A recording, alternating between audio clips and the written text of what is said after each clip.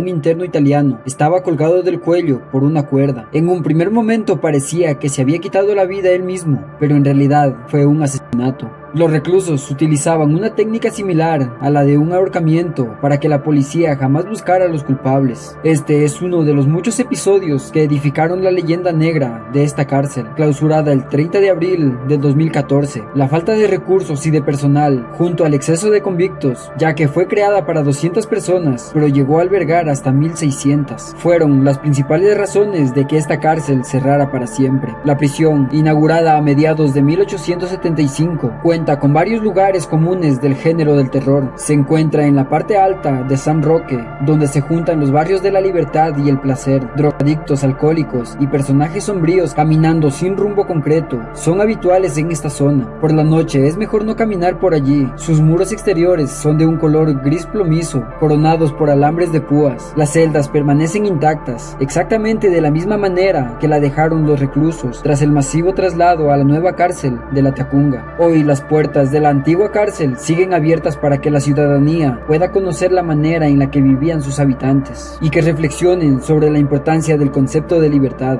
Además, se exhibe una muestra fotográfica en la que aparecen imágenes de sus 139 años de servicio a la ciudad. Ropa interior, cartas, libros como la Biblia, restos de comida y bebida y productos de higiene aparecen abandonados en las celdas, provocando una sensación de naufragio, de transitar por un barco fantasma. En su epicentro se encuentra el Panóptico, una torre que ofrece a los guardias de seguridad una visión de 360 grados. De allí nacen 5 pabellones de 2 pisos cada uno, donde se encuentran las celdas que estaban divididas por temáticas delictivas o según el estatus económico o social de los presos. Originalmente contaba con una piscina que funcionó durante 110 años y fue tapada para siempre. Justo allí se construyó una ampliación del pabellón D, además de un pequeño edificio que albergaba la unidad de pacientes psiquiátricos, también llamada clínica de conducta. Las celdas fueron concebidas para 2 personas, sin embargo llegaron a alojar hasta 18 reclusos en cada una. En uno de los laterales se encuentran 2 camas, una sobre la otra, con la base de cemento. Se tuvieron que hacer así, ya que era bastante habitual que los presos de la parte de abajo acuchillaran al de arriba mientras descansaban. Muchos de estos pequeños lugares están abandonados, otros todavía mantienen dobles techos de madera y paredes con baldosas, detalle que revelan cuál era el estatus del reo. En una de las celdas cuelga de la pared una fotografía de una pareja de aspecto europeo. Esta inocente imagen esconde un secreto. Tras ella se esconde un agujero donde los reclusos escondían objetos prohibidos como drogas o armas. La sobrepoblación de convictos transformó un espacio dedicado con anterioridad a la convivencia social en uno de los lugares más peligrosos de la capital. Narcotraficantes, asesinos, pederastas y delincuentes paseaban con total libertad por cada uno de los 5 pabellones. Uno de los casos más sonados fue la presencia del famoso narcotraficante ecuatoriano Oscar Caranqui. Sus fiestas eran tan extraordinarias, fruto de su devoción religiosa. Organizó en una ocasión un gran banquete en honor al Niño Dios, para el que contrató a célebres artistas ecuatorianos y donde no faltaron el alcohol, las drogas y las trabajadoras sexuales. Por supuesto que los reclusos con más recursos económicos, como Caranqui, disfrutaban de todos los beneficios imaginables, como videojuegos, televisión por cable, refrigeradora, servicios de guardia personal, ropa de marca y acceso a todo tipo de sustancias ilegales. En el propio penal se destilaba el alcohol que provenía de las frutas que introducían las visitas. Finalmente, la cárcel se convirtió en un lugar seguro y protegido, desde donde las bandas podían organizar sus negocios ilegales. El pabellón B era el más violento de todos, donde se encontraban los culpables de abusos y homicidios. Aquí vivió Pedro Alonso López, el famoso monstruo de los Andes, del cual ya he hablado en otro video. Este asesino en serie confesó haber abusado y quitado la vida a más de 300 niñas y jóvenes entre Colombia, Ecuador y Perú. Entre los reos más conocidos del García Moreno también se encontraba el colombiano Daniel Camargo Barbosa, también llamado el monstruo de los manglares, quien fue condenado a 16 años después de admitir la culpabilidad de 71 asesinatos y abusos. Le quitó la vida otro recluso. Este caso es muy interesante, puedes ir a verlo ya que lo he contado con anterioridad. Otro ilustre morador fue Dante Reyes Moreno, el famoso cuentero de Muisne, conocido por su ingenio como estafador. Entre sus timos más memorables destacan haber vendido a una pareja suiza la torre del reloj del malecón Simón Bolívar de Guayaquil, o hacerse pasar por el hijo del presidente de Costa Rica para alojarse en hoteles de lujo y codearse con lo más notable de la sociedad. Quizás su empresa más extravagante aconteció cuando obtuvo la gerencia de una gran empresa bananera, al asegurar que él era el mismísimo Dante Makoto, un un conocido empresario japonés. Estas fechorías lo llevaron a la cárcel en varias ocasiones, donde permaneció un total de 24 años.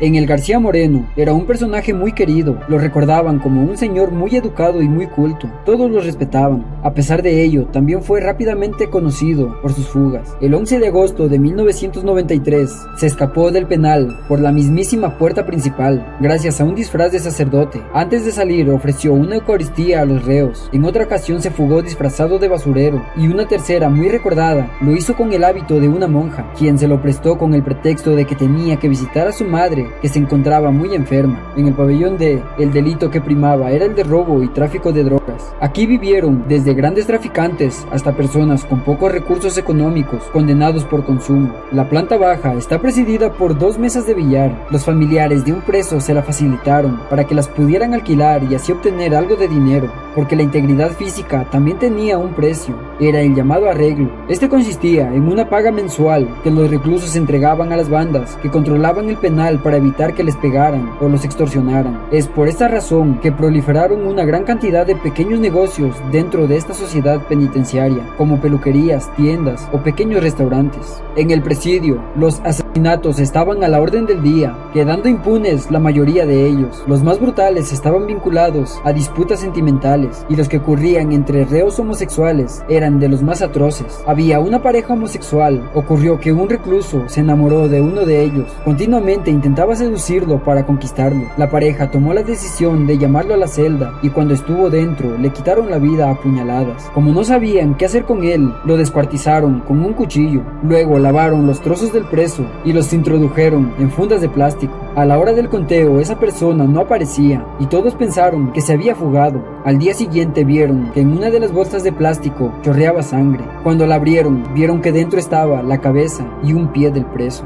Las penas de privación de libertad de los reclusos fueron ampliándose con el paso del tiempo. Al principio el máximo era de 25 años, luego pasaron a 35 hasta llegar a los 40. Esta realidad produjo que muchos de los reclusos tuvieran la certeza de que jamás saldrían del penal. Entonces se convertían en los llamados come muertos, personas que a cambio de dinero se atribuían asesinatos que no habían cometido, ya que las nuevas condenas no afectaban su pena. También existían los pasadores, quienes cobraban por encontrar a la persona que buscaban los visitantes, o los polillas, aquellos rechazados por la mayoría de los reclusos por su extrema falta de recursos económicos. La celda más visitada era la número 13 del pabellón E. Justo allí le quitaron la vida al general Eloy Alfaro. La historia nos recuerda que fue el cochero José Ceballos quien, junto a un grupo de exaltados, entre los que se encontraban trabajadoras sexuales, ladrones y una muchedumbre bajo los efectos del alcohol, accedieron a su interior para golpearlo en la cabeza y luego rematarlo con un disparo de escopeta. El general fue lanzado al piso inferior y desde allí una turba enardecida lo descuartizó y lo arrastró hasta la plaza, donde finalmente lo quemaron. El intelectual quiteño Cristóbal Gangotena, quien estuvo presente en esa escena, lo relató así: la cabeza parecía tener triturados todos los huesos del cráneo,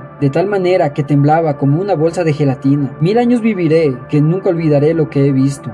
Despojados de sus antiguos habitantes, los corredores traen una sensación de soledad y desamparo absoluto. Al final de la primera planta del pabellón B se encuentra la llamada celda de Lucifer. No se permite la entrada porque se dice que varias personas experimentaron un impacto tan fuerte que vomitaron al entrar en ella. Es oscura y apenas entra un pequeño rayo de luz por una pequeña ventana. Las paredes están rayadas y ennegrecidas. No hay rastro de objetos domésticos, ni restos de ropa ni de vida. En el penal se realizaban ritos satánicos y ouijas. Aquí encontraron una noche a 5 reclusos botando espuma por la boca. Aseguraban que en el transcurso del ritual de misa negra, Lucifer se les apareció en persona. Y bueno amigos, espero que les haya gustado el video. Suscríbete para más casos y nos vemos en la próxima historia. ¿Y ustedes conocen una cárcel peor de la que les he contado? Déjamelo en los comentarios.